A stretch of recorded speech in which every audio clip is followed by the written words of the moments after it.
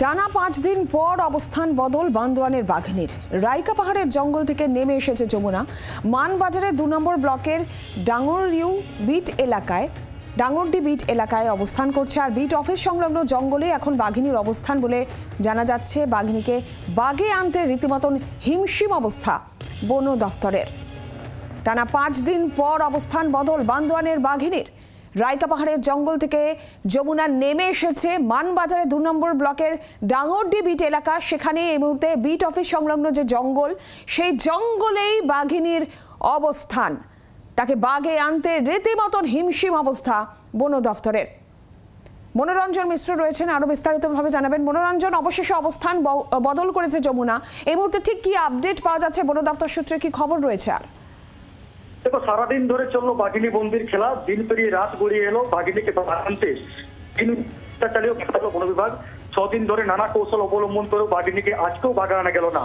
রাতের বেলা পুরুলিয়ার মানবাজার 2 নম্বর ব্লকের ডাঙ্গরডি বিট অফিস সংলগ্ন জঙ্গলে মোতায়েন করা হয়েছে বনকর্মীদের টিম। সেখানেই রয়েছে ওই যমুনা। মোতায়েন করা হয়েছে ট্রাঙ্কুলাইজের টিম। ছাগল, শুকর, গবাদি পশু দিয়ে ফাঁদ পাতা হয়েছে গোটা জঙ্গল এলাকায়। জঙ্গলে বেশ কিছু এলাকা এখনো পর্যন্ত সুন্দরবনের ধাতে জাল দিয়ে ঘিরে ফেলা হয়েছে। জঙ্গলে প্রবেশ একেবারে নিষেধাজ্ঞা জারি করেছে প্রশাসন। বিভিন্ন রাস্তায় মোতায়েন করা হয়েছে বনকর্মীদের। পাশাপাশি জঙ্গলের মধ্যেও বনকর্মীর টিম থেকে শুরু করে হোলা পার্টি এবং ট্রাঙ্কুলাইজার টিম মোতায়েন রয়েছে। নতুন করে আতঙ্ক জানা বেঁধেছে এবার মানবাজার এলাকায়, এবং এই ঘটনাকে ঘিরে একেবারে কিন্তু মানুষের মধ্যে আতঙ্কের পরিবেশ তৈরি হয়েছে। থমথমে রয়েছে গোটা এলাকা।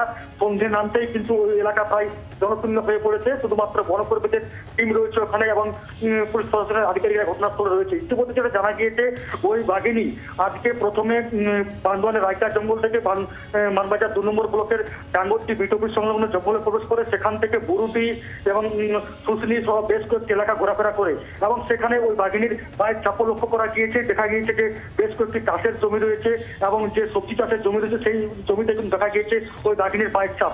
এলাকাবাসীরা এই পায়ের ছাপ দেখে কিন্তু আতঙ্ক তৈরি হয়, এবং তারপরে তারা খবর দেয় বন দপ্তরের অফিসে। বন দপ্তরের আধিকারিকরা ঘটনাস্থলে পৌঁছায়, সেই পায়ের ছাপ পরীক্ষা করেন এবং তারা নিশ্চিত করেন যে এই পায়ের ছাপ ওই বাঘিনীরই। তারপরে কিন্তু এই তোড়জোড় শুরু হয়। ইতিমধ্যে বান্দোয়ান রাইকা এবং জঙ্গলে যে সমস্ত টিম মোতায়েন করা ছিল আজ রাতের মধ্যেই ওই মানবাজার 2 নম্বর ব্লকের ডাঙ্গরডি এলাকায় ইতিমধ্যে ট্রাঙ্কুলাইজার টিম সব বেশ কয়েকটি ব্যবস্থা নেওয়া হয়েছে। রাত্রের মধ্যে যে হাই ফ্রিকোয়েন্সি অ্যান্টেনা রয়েছে তার মধ্যে রেডিও কলারের অবস্থান জানার চেষ্টা করছে বাঘিনীর।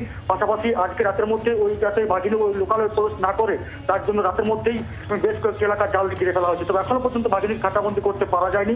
মানুষ কিন্তু ব্যাপক আতঙ্কে রয়েছেন। বাংলার আওয়াজ, বাঙালির আবেগ, জি 24 ঘন্টা।